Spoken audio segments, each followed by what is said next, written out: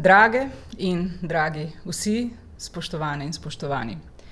Pred dobrima 2 mesecema sem ob zaključku šolskega leta vse moje misli strnila v eno samo veliko besedo. Ta beseda je bila hvala. Zahvala vsem, ki ste nenavadno šolsko leto pogumno, odločno in z zgledom pripeljali do konca. Beseda, ki se je skozi šolske počitnice samo še krepila in postajala bolj plemenita. Šolski delavci ste na čelu z ravnateljsko ekipo izpopolnjevali svoja znanja. V teh dneh prazne učilnice ste spremenili v barvite, tople prostore učenja, ki že čakajo na vas, dragi šolarke in šolarji. Upam, da ste si tudi vi skupaj s svojimi najdražjimi pošteno odpočili in nabrali veliko energije ter zdravja za začetek novega šolskega leta. To je bila vaša glavna in najpomembnejša počitniška domača naloga in zato vsem skupaj velja novi hvala. Hvala, ker bomo lahko vsi skupaj vstopili v novo šolsko leto.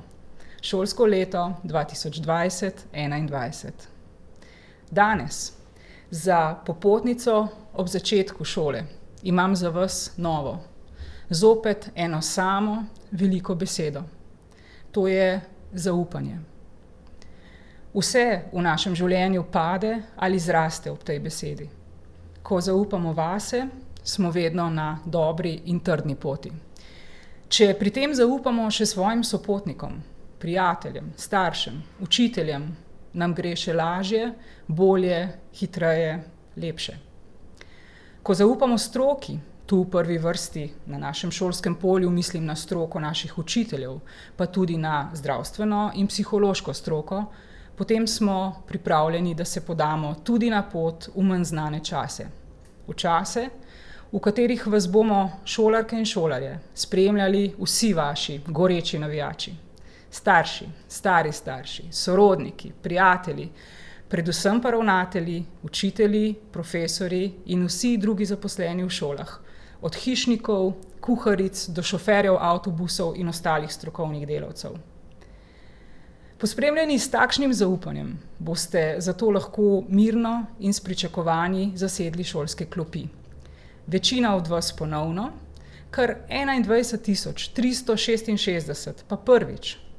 V 771 osnovnih šolah vas bo v novem šolskem letu sedelo skupaj 191.000 učenk in učencev ali okoli 3.500 več kot lansko leto. V 15 zavodih za izobraževanje otrok in mladostnikov s posebnimi potrebami bo predvidoma vključenih 87 otrok, 915 učenk in učencev ter 273 dijakinj in dijakov. V domsko vzgojo bo predvidoma vključenih 866 otrok in mladostnikov. Slovenski šolski sistem bogatijo tudi glasbene šole.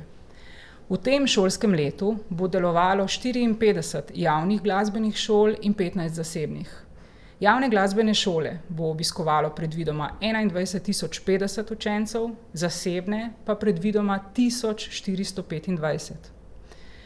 V 114 srednjih šolah po državi bo skoraj 74.000 dijakinj in dijakov, kar je skoraj 1000 več kot lansko šolsko leto.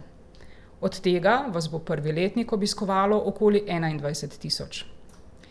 Vse vas, osnovno in srednje šolce, bo učilo okoli 26.000 učiteljic in učiteljev. In ko tem številkam dodamo še okoli 13.000 zaposlenih za skoraj 90.000 vrtčevskih otrok po naši državi, lahko s ponosom ugotovimo, da je naš mali svet znanja v resnici zelo velik.